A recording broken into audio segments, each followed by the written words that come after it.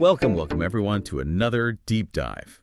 Today we're really plunging into something pretty fundamental, actually, not just for careers, but for, well, the whole modern workforce.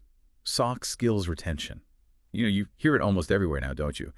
That observation about maybe newer generations seeming to miss some really basic soft skills. Things like making eye contact or maybe handling a bit of conflict. It just feels like something shifted. So here's the big question we're tackling. Technical skills, yeah, they get you hired. But what really drives that long-term success? What keeps you, thriving? That's exactly it. And that's our mission today, really. We want to unpack why these essential skills might be fading a bit, what's really at stake if they aren't sticking, and crucially, how a specific approach coaching might be the key to making sure they do stick. We're aiming to uncover ways to build more resilient, high-performing teams. And for this, we're drawing on insights from places like the Ingomu Coaching Apps blog and also the LinkedIn Workplace Learning Report. Okay, so let's dive into this soft skills gap. Because like you said, it feels pretty observable for a lot of us, right? You might see maybe a hesitation to jump in and take initiative, or perhaps for someone to speak up confidently in a meeting, or even just to really own a project, see it through. Our sources point to some really specific foundational skills that seem, well, lacking or maybe just uncomfortable for people entering the workforce now. What are some concrete examples? Yeah, that's a good way to frame it. It helps pin down what we're actually talking about. The sources keep bringing up things that sound basic but are crucial, like making good eye contact, or knowing how to answer a work phone professionally, navigating disagreements without sort of shutting down, and even picking up on those subtle emotional cues from colleagues. It's important stuff, and you sometimes see those traditional workplace norms, punctuality, maybe dress code, meeting etiquette, almost treated as, well, optional, not like firm expectations anymore. That's really interesting, especially framing it as a societal shift. Like we've collectively, I don't know, unlearned some basic ways of interacting. It's easy to point fingers, I suppose. But you're saying this isn't really about blaming a generation. What's the bigger picture then? Exactly. It's not about blame. While we see these things, it points to something broader, a real societal shift. Think about how much of our communication is screen-based now. Emojis instead of facial expressions, texts instead of nuanced real-time chats. It's almost a societal rewiring. It affects everyone, not just young professionals. And while technical skills are absolutely the key to opening doors, no question, it's those soft skills, communication, working together, adapting, emotional intelligence. They're the real engine for long-term success. They build strong teams. But here's the thing. They aren't one and done. They fade if you don't keep using and reinforcing them, often faster than hard skills, actually, because they need that constant, nuanced interaction. Right. Okay. So we've got the problem, this societal shift idea. But why are these skills specifically so hard to hold on to? And why is it so urgent now? That really is the core question, isn't it? They're not just hard to measure, they feel fragile sometimes. And the urgency is real. That LinkedIn Workplace Learning Report from 2023, it found, get this, 89% of L&D pros say that proactively building soft skills is absolutely critical for the future of work. 89%. Wow. Yeah. It tells you we're at a key moment. And if you dig into why they're hard to retain, a few things pop out from the research. First, we forget things fast. Ever hear of the Ebbinghaus forgetting curve? Vaguely.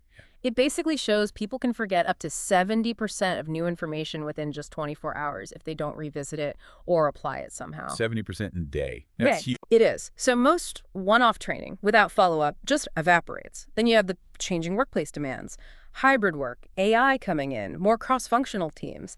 All this makes skills like agility, clear communication, empathy, not just necessary, but way more complex to apply effectively. And finally, training often happens in isolation. A workshop might spark an aha moment, sure, but it doesn't build a habit without reinforcement. It reminds me of that myth about habits forming in 21 days. Oh, yeah, I've heard that one. Well, research by Dr. Philip Alali found it can take anywhere from 18 days to, wait for it, 254 days. Wow. Okay, so nearly a year potentially. Potentially. The point is, real change needs real consistency over time. Okay, that paints a clear, maybe slightly worrying picture of the challenge, but let's flip it. If organizations do manage to get this right, if they successfully cultivate and help people retain these skills, what's the actual payoff? What's the ROI look like? Ah, the good news. The benefits are really clear, and the return is quite tangible. There was a joint study, Boston College, Harvard, University of Michigan, that found soft skills training boosted productivity and retention by 12%. Okay, 12%. That's solid. And it delivered a 250% ROI in profitability. 250%. Okay, that's significant. Right. And think about this. When employees build and keep these skills, they become much better prepared for leadership. That means fewer costly external hires. You also just get healthier teams. More emotional intelligence means less conflict, better collaboration, more psychological safety. Which all ties into reducing burnout and turnover, I imagine. Exactly. Those are huge costs. And looking forward, it's about future readiness. As jobs change, as AI gets more integrated, employees with strong soft skills are more adaptable, more coachable. They can bend without breaking. That makes sense. Adaptability feels key right now. Okay, so we see the problem, we see the massive upside to solving it. The big question there is how? How do we make these crucial skills actually stick? How do you bridge that gap between, say, learning something in a workshop and truly making it part of how you operate every day? Our sources suggest coaching is that bridge. Because it's more than training, right? It needs repetition, reflection, applying it in the real world. How does coaching deliver that? Coaching really provides the missing pieces from traditional training. First, accountability. It's not like a one-off session where motivation fades. Coaching means ongoing feedback, encouragement to practice, and importantly, reflecting on how things went in actual work situations. Like a personal trainer, but for your professional skills. Okay, I like that analogy. Yeah. So accountability. What else? Individual adaptation. Soft skills aren't one size fits all. They're personal. Coaching can tailor the support. Maybe you need help being more assertive in meetings. Maybe someone else needs to work on active listening during disagreements. Coaching gets specific. Right, personalized help. And the third piece is consistency. We just talked about how long habits really take to form. Coaching provides that necessary repetition and reinforcement over time. That's how you internalize these things, turn knowledge into like an ingrained reflex. That sounds incredibly effective for one person, but the challenge for many companies is scale. How do you do that across a whole organization, hundreds, maybe thousands of people? I guess that's where technology has to come in. Absolutely. And that's where tools like the Ingomu app, which our source material mentions, come into play. It's an example of how you can scale this. It combines things like live, virtual group coaching sessions on those key topics, communication, EQ, resilience, leadership. So you get the interaction. But then it layers on AI-supported follow-through. AI-supported, how does that work? It means things like personalized nudges, reminders, maybe help tracking goals related to the skills you're working on. It helps bridge that gap between the coaching session and applying it day to day, keeping the learning alive. And companies using these kinds of integrated tools are reporting better goal follow-through, higher engagement, better team cohesion, all the things we've been talking about. Okay, that makes sense. Using tech to keep the momentum going. So for our listeners, maybe they're in HR, L&D, maybe just someone wanting to improve their own skills. What are some concrete, actionable steps they could take right now based on all this? Okay, practical steps. First, take a hard look at your current training. Audit it. Does your soft skills training have any follow-up? Reflection tools? Mentorship? If not, you have to assume a lot of that learning is just decaying. The investment isn't really landing. Step one, check for follow-through. Got it. Second, and this is important, recognize the gap without assigning blame. Start with empathy.